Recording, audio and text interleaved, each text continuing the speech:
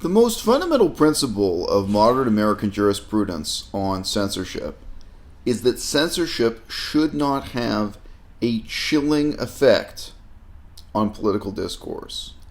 Now, I have come out boldly and said, in a climate that rewards people for pretending they don't approve of any censorship whatsoever, that yes, I do approve of censorship.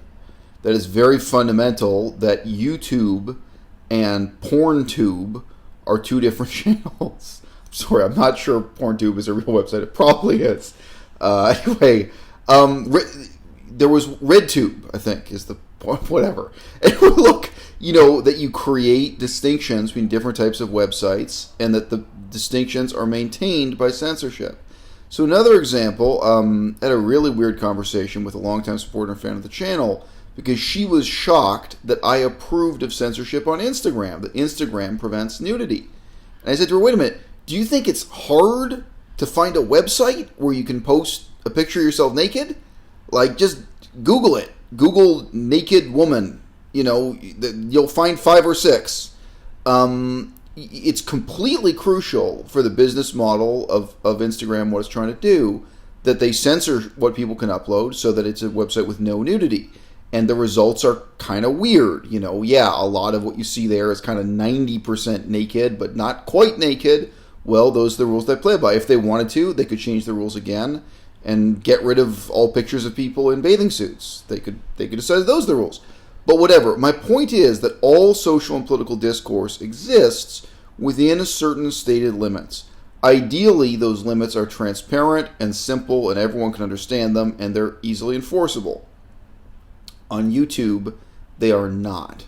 On YouTube, in the last 5 years, we started off with a set of rules that were obfuscatory, unclear, opaque, open to interpretation and reinterpretation, and that were enforced in a way that kept people guessing, kept people trying to, what is this community guideline supposed to mean?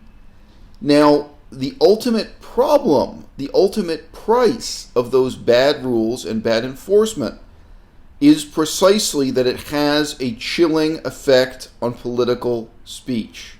Okay? I don't care if it has a chilling effect on nudity. There are other websites where you can post yourself naked. We can put up naked videos. Look, hypothetically, that could be a problem. We could be living in a parallel universe where it was just so difficult to find pornography. It was so difficult for people to upload amateur pornography themselves, and there was like a political struggle to try to create and defend websites where that was possible. All right? That's not the reality in the English-speaking world in 2019. There's ubiquitous access to that kind of thing. We don't have to worry about that. What we do have to worry about is exactly the chilling effect on political use of free speech, which is, in the American Constitution, that's why freedom of speech is protected. Okay? Freedom of speech is actually not protected so that you can go out and claim that drinking holy water is going to cure pneumonia. And that's a real problem in the United States of America. It's less of a problem in a country like Germany that has a different constitutional tradition, different legal tradition. In the United States of America, members of any religion, whether Christianity, Hinduism, or Satanism, can say they have magical water that's going to cure your cancer or cure the pneumonia and sell it to you and make money. And because they call it religion, it's then outside the bounds of what the government enforces. That's a real problem.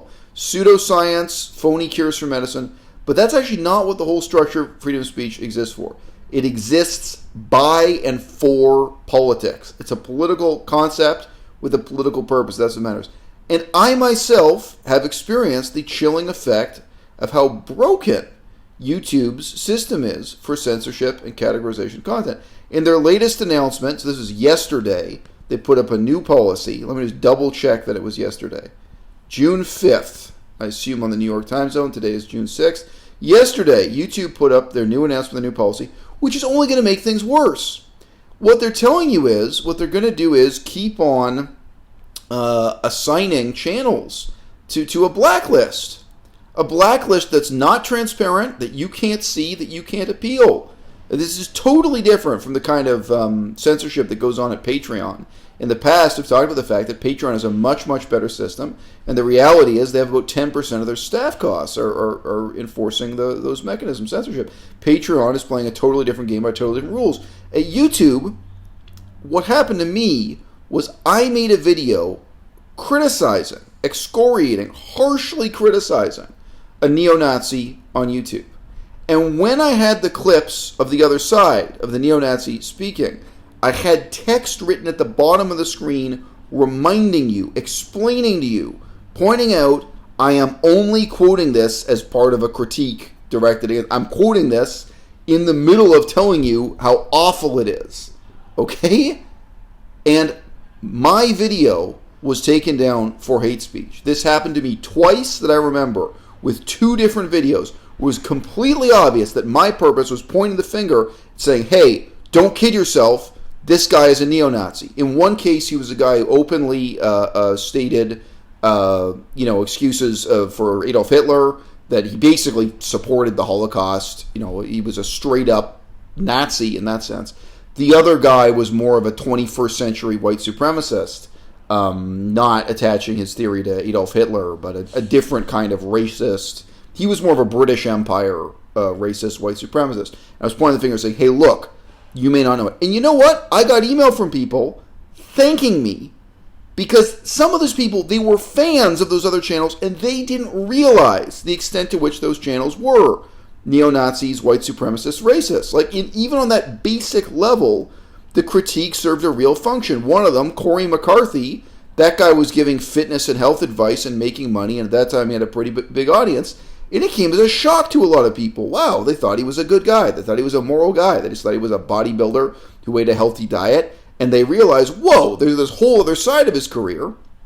This guy is seriously some kind of racist, right-wing political nutcase. So the critique is important. And the problem, it's not just poor little old me. It's not just, I lost a few bucks.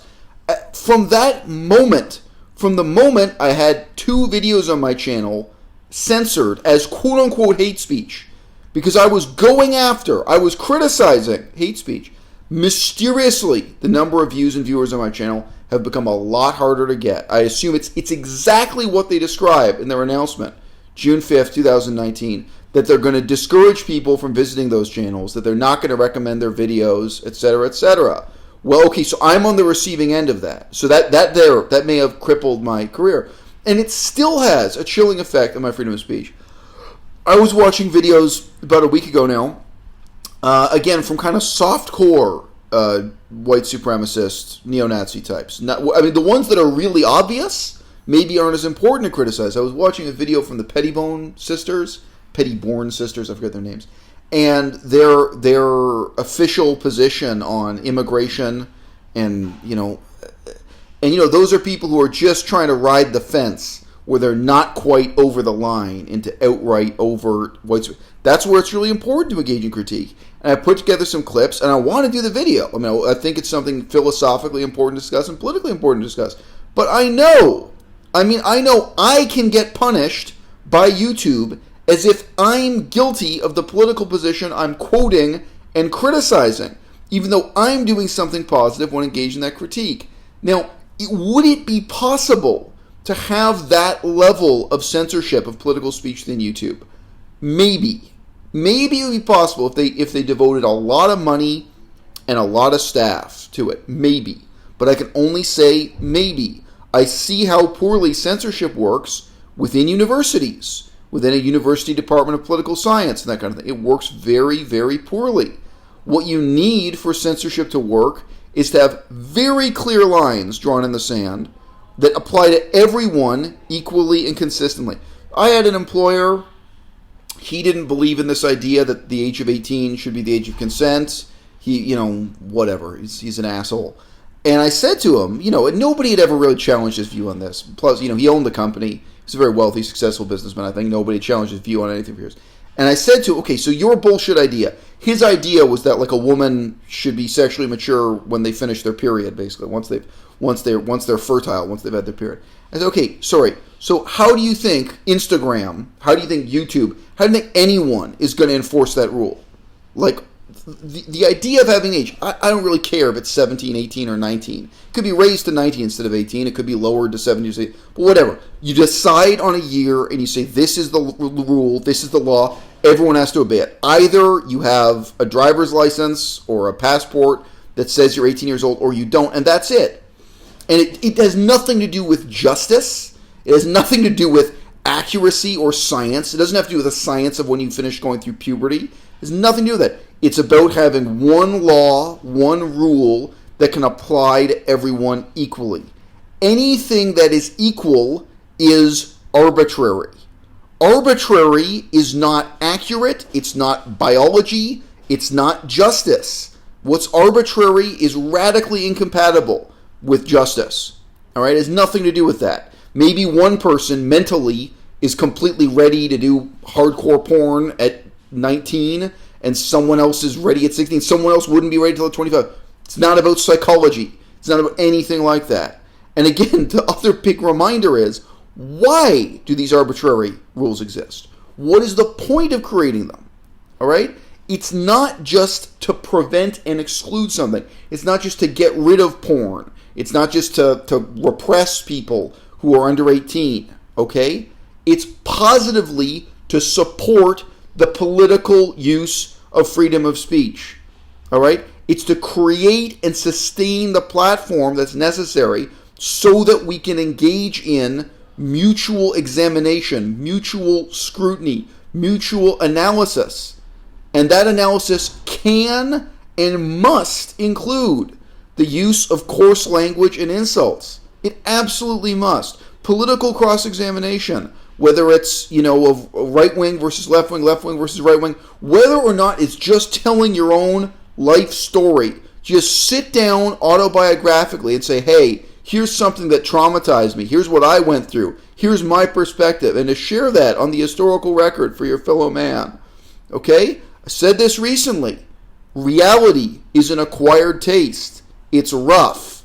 People coming on YouTube and talking about their real experience, whether explicitly political or not, it's never going to be smooth the way a made-for-TV drama is going to be.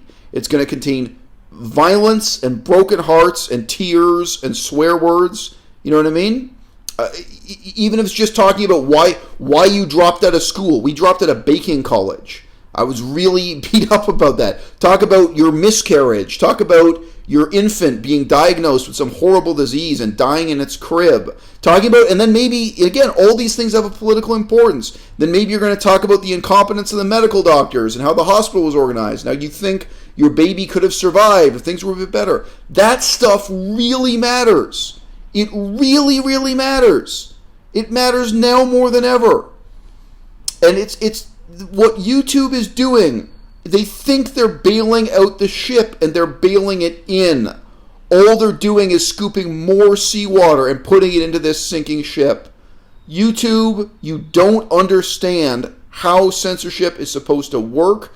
This is a tool that's powerful and important, and it can be used for good. And it's like seeing a kid that's taking a pencil that could be used to draw a beautiful picture, and instead you're sticking it in your own eye.